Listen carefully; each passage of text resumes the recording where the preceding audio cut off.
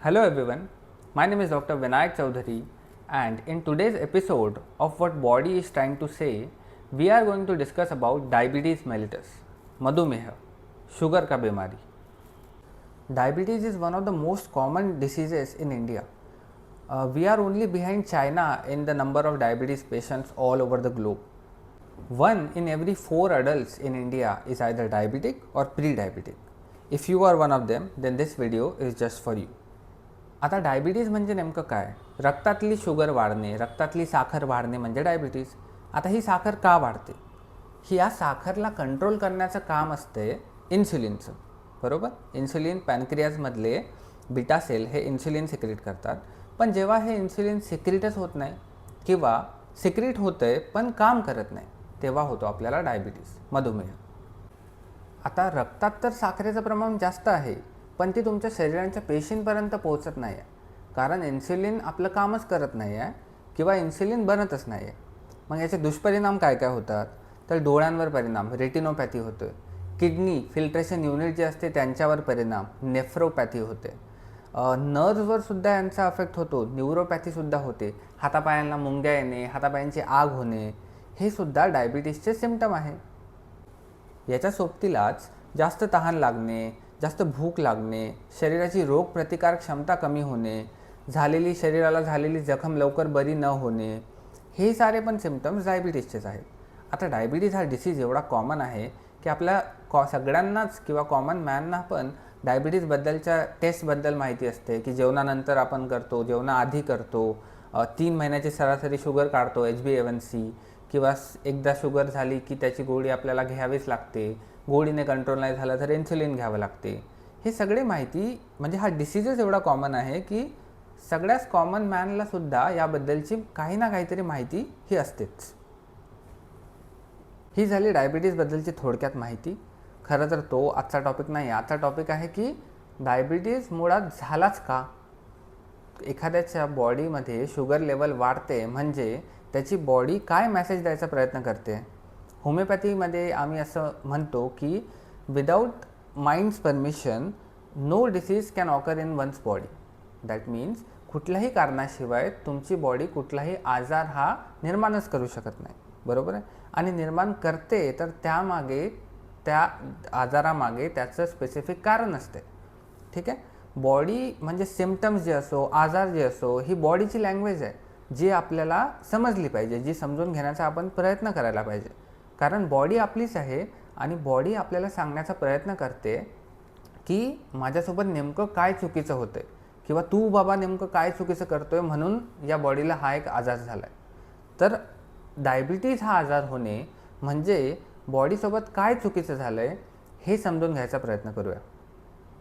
डायबिटीजचा मूळ संबंध येतो पॅनक्रियाजमधून. पॅनक्रियाज आहे, पॅनक्रियाज हा 2 भागांमध्ये डिवाईड केलेला आहे, एक्झोक्राईन आणि एंडोक्राईन. एक्झोक्राईन जो आहे हा 85% to 90% हा एक्झोक्राईन पार्ट असतो आणि उरलेला पार्ट 10% 10 ते 15% हा एंडोक्राईन पार्ट असतो. एक्झोक्राईनमध्ये काय काय येते तर एक्झोक्राईन सेल्स, ॲसिनार सेल्स आणि डक्टर सेल्स. ॲसिनार सेल्स तुमचे सगळे डायजेस्टिव्ह एन्झाईम सिक्रेट करतील, ट्रिप्सिन, ट्रिप्सिनोजेन, कायमोट्रिप्सिनोजेन, लायपेज, अमायलेज हे सगळं ॲसिनार सेल्स सिक्रेट करतात. डक्टल सेल्स तुमचे बायकार्बोनेट रिच फ्लुइड सिक्रेट करते, जे की गॅस्ट्रिक ॲसिडच्या ॲसिडिटीला न्यूट्रलाइज करते.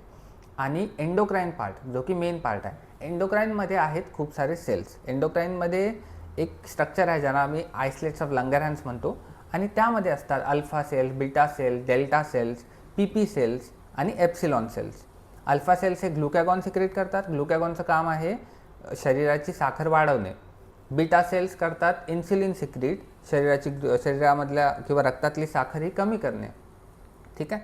डेल्टा सेल्स सोमॅटोस्टॅटिन सिक्रेट करतात. सोमॅटोस्टॅटिन हे काय करते? इन्सुलिन आणि ग्लुकॅगॉन दोन्हीचं पण सिक्रेशनला इनिबिट करते, म्हणून हे पण एक महत्त्वाचे सेल आहे. मग आहे PP सेल्स, ते सिक्रेट करतात pancreatic polypeptide. Pancreatic polypeptide secrete करतात जे की GI ट्रॅकची मोटिलिटी आणि पॅनक्रियाटिक ज्युसेसचं सिक्रेशन रेग्युलेट करतात. नंतर लास्टली जे एप्सिलॉन सेल्स आहेत ते सिक्रेट करतात ग्रेलिन. ग्रेलिनचं काम आहे की तुमच्या ॲपेटाईटला स्टिम्युलेट करणं. आता हे त्या प्रत्येक सेल्सची फंक्शन आहेत, ठीक आहे? सगळेच लक्षात ठेवायची गरज नाही आहे. आता डायबिटीजशी संबंधित म्हणायचं झालं तर बीटा सेल्स. ठीक आहे, बीटा सेल्स हे तेव्हा अफेक्ट होतात जेव्हा एखाद्याच्या लाईफमध्ये रेझिस्टन्स कॉन्फ्लिक्ट किंवा फिअर डिस्कस्ड कॉन्फ्लिक्ट येतो. आता हे म्हणजे नेमकं काय, तर रेझिस्टन्स कॉन्फ्लिक्ट म्हणजे मराठीमध्ये रेझिस्टन्स म्हणजे प्रतिरोधकता. जेव्हा आपण एखाद्या गोष्टीला प्रतिरोध करतो, एखाद्या सिच्युएशनला प्रतिरोध करतो, म्हणजे नेमकी थीम काय असली पाहिजे, रेझिस्टन्सची थीम असली पाहिजे. Pre the disease, pre diagnosis of that diabetes. कारण डायग्नोसिस हा लेटच डायग्नोस होतो, कारण की आपल्याला माहिती नसतं ना, त्याला एक सायलेंट डिसीज पण म्हणतात, कारण आपल्याला समजत नाही, हळूहळू बॉडीतली शुगर वाढत जाते आणि अचानक कुठल्या तरी रूटीन ब्लड टेस्टमुळे किंवा काही इतर कारणास्तव आपण तपासतो आणि आपल्याला समजते की आपली शुगर लेवल वाढते. पण हा झाला सायलेंट आजार. ह्या सायलेंट आजाराच्या मागे एक रेझिस्टन्स किंवा एक प्रतिरोधकताची थीम असावी. ठीक आहे, त्याच्या लाईफमध्ये अशी काहीतरी सिच्युएशन, त्याच्या किंवा तिच्या लाईफमध्ये अशी काहीतरी सिच्युएशन असावी ज्यामध्ये तो किंवा ती अडकलेली आहे आणि तो एखाद्या गोष्टीला अपोज करतोय, ती एखाद्या गोष्टीला अपोज करते, त्यांना ती गोष्ट करायची नाही आहे तरीसुद्धा करावी लागत आहे. त्याला म्हणतात आपण रेझिस्टन्स कॉन्फ्लिक्ट. ठीक आहे, स्वतःच्या मनाविरुद्ध ते व्यक्ती अशा कुठल्या सिच्युएशनमध्ये आहे की जबरदस्ती ती सिच्युएशन त्याला किंवा तिला फेस करावी लागते. आपण ऐकलेलं असते ना की स्ट्रेसमुळे डायबिटीज होतो आहे, लाईफस्टाईल आणि स्ट्रेसमुळे. मग ती लाईफस्टाईल आणि स्ट्रेस हे एक जनरलाइज टर्म झालं आहे, पण नेमकं एक्झॅक्टली काय त्या लाईफस्टाईल आणि स्ट्रेसमध्ये, तर ही गोष्ट तेव्हा आपल्या लाईफस्टाईल आणि स्ट्रेसमध्ये आपल्याला जबरदस्ती कुठली तरी गोष्ट करावी लागते. एखादा विद्यार्थी आहे, त्याला शिक्षणामध्ये अजिबात इंटरेस्ट नाही, परंतु त्याचे पॅरेंट्स त्याला फोर्स करतात की नाही हेच कर, डॉक्टरच बन, इंजिनियरच बन. हळूहळू त्याच्या डोक्यात तो स्ट्रेस वाढत जातो. जबरदस्ती त्याला मॅथ्स वाचावं लागते, सायन्स वाचावं लागते, फिजिक्स, केमिस्ट्री जे काय असेल ते त्याला जबरदस्ती वाचावं लागते, त्याचा इंटरेस्ट नसतानाही. आणि पुढे चालून तो प्री डायबिटिक किंवा डायबिटिक होऊ शकतो. हे तर फक्त एक उदाहरण झालं आणि असे कितीतरी उदाहरण असू शकतात ना. मेन थीम काय असली पाहिजे की मला हे करायचं नाही आहे पण मला हे करावं लागते. ठीक आहे, म्हणजे मला रेझिस्ट करायचं आहे, मला हे नाही पाहिजे आहे आयुष्यामध्ये, परंतु तरीसुद्धा मला या गोष्टीला फेस करावं लागते. आता आपण ही सिच्युएशन तर बदलू नाही शकत, बरोबर आहे. प्रत्येकाच्या लाईफमध्ये आपल्याला कधी ना कधी अशी गोष्ट करावीच लागणार आहे जी कदाचित आपल्याला पटत नाही आहे. परंतु प्रत्येकालाच डायबिटीज होतो का? नाही ना. जे त्या लेवलला क्रॉस करून, त्या स्ट्रेसर्सला क्रॉस करते, जेव्हा तो स्ट्रेस त्यांच्या थ्रेशोल्डला क्रॉस करून पुढे जातो, त्यांचीच बॉडी अशा प्रकारे रिॲक्ट करते. कारण ते ससेप्टेबल असतात, जेनेटिकली ससेप्टेबल असू शकतात, त्यांच्या कॉन्स्टिट्यूशनली सुद्धा ते ससेप्टेबल असू शकतात आणि त्यांच्या लाईफस्टाईल ज्याप्रमाणे आहे त्या अनुसार सुद्धा ते त्या डिसीजला ससेप्टेबल असू शकतात. आता मेडिसिन्सचा, ॲलोपॅथी असू दे किंवा होमिओपॅथी असू दे, त्यांचा यामध्ये रोल कुठे आहे, तर ॲलोपॅथिक मेडिसिन्स ज्या आहेत त्या ती शुगर लेवल समजा वाढलेली दिसली तर आपण ती शुगर लेवल मेंटेन करायचा प्रयत्न करतो, जेणेकरून बॉडीच्या इतर ऑर्गन्सला हार्म होऊ नये. ते पण खूप गरजेचंच आहे, बरोबर आहे. रेटिनोपॅथी, जसं मी सांगितलेलं, रेटिनोपॅथी, किडनीचे आजार, नर्व्सचे आजार, हे सगळे होऊ द्यायचे नाही आहेत. ती शुगर लेवल आपल्याला वाढवायची नाही आहे, बरोबर आहे. So disease control, disease maintaining, sugar level maintaining जी आहे थेरपी, ती आहे ॲलोपॅथिक मेडिसिन्स, करेक्ट आहे. मग त्यामध्ये सगळंच आलं, मेडिसिन्स आले, इन्सुलिन आले आणि सगळ्या प्रकारचे थेरपीज आले, डाएट कंट्रोल, ठीक आहे.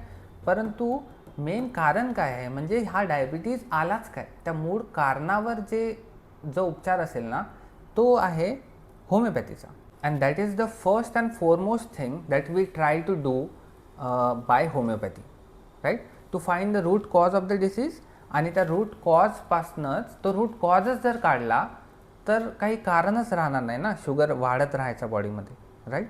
तो रूट कॉज काय आहे, ती सिच्युएशन काय होती त्याच्या किंवा तिच्या आयुष्यामध्ये जेव्हा त्यांनी त्या सिच्युएशनला रेजिस्ट केलं, बरोबर आहे. आणि त्या सिच्युएशनमध्ये त्यांची काय फिलिंग होती, त्या सिच्युएशनमध्ये त्यांचे काय इमोशन्स होते, ठीक आहे. आता ती सिच्युएशन झाली असेल 5-6 वर्षाआधी, ठीक आहे. आता ती सिच्युएशन त्यांच्या लक्षात पण नसेल किंवा ती सिच्युएशन त्यांना तेवढी अफेक्ट पण करत नसेल, परंतु तो स्विच तर ऑन झाला आहे ना. 5-6 वर्ष, 10 वर्ष, 15 वर्ष खाली का होईना, पण तो स्विच ऑन झाला आहे. जेव्हापर्यंत आपण तो स्विच ऑफ करत नाही ना, तेव्हापर्यंत ही शुगर लेवल वाढतच राहणार आणि याच्यासाठी आपल्याला काहीतरी घ्यावं लागतच राहणार. आता फक्त या एकाच कारणामुळे डायबिटीज होऊ शकतो का? तर नाही, अजिबात नाही. I am open to possibilities. कुठल्या इतर कारणामुळे पण ही डायबिटीज होण्याची शक्यता आहे, राईट. हे फक्त GNM कॉन्फ्लिक्ट, डॉक्टर हॅमरच्या अकॉर्डिंग हे एक रिझन असू शकते, कारण त्यांनी केलेल्या रिसर्चमधून त्यांना असं जाणून आलं आहे. कारण त्यांच्या स्वतःच्या आयुष्यामध्ये पण असं काहीतरी घडलेलं, अशी घटना घडलेली ज्याच्यावरून त्यांना वाटलं की आपल्या लाईफ सिच्युएशन्समुळे आपली बॉडी डिसीज निर्माण करते का.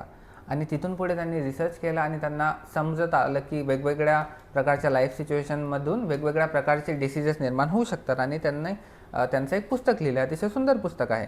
त्याला सायंटिफिक व्हॅलिडिटी नाही आहे. सायंटिफिक व्हॅलिडिटी फक्त मॉडर्न मेडिसिन्सच्याच निकषांवर आधारित का असावी, हा सुद्धा एक मोठा प्रश्न आहे, ज्याचं उत्तर तर आपल्याला आय डोंट थिंक या लाईफ टाईममध्ये तर भेटणार आहे.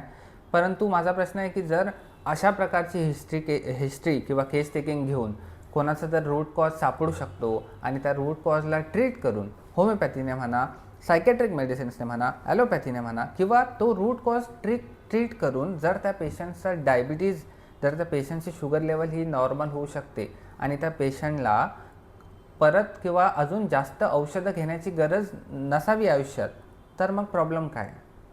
So yeah that's it from my side in today's episode of what body is trying to say. So जर तुम्ही आणि तुमच्यापैकी कोणाला पण अशा प्रकारचा कुठलाही क्रॉनिक आजार असेल आणि तुम्हाला तो तुमच्या रूटपासून ट्रीट करायचा असेल, तो you can take this leap of faith with me and with homeopathy and we will surely try to get rid of it. You can contact on this number to book your appointments. And if you like this video and want more of these videos, then please do show your support. Please like, share and subscribe. Thank you.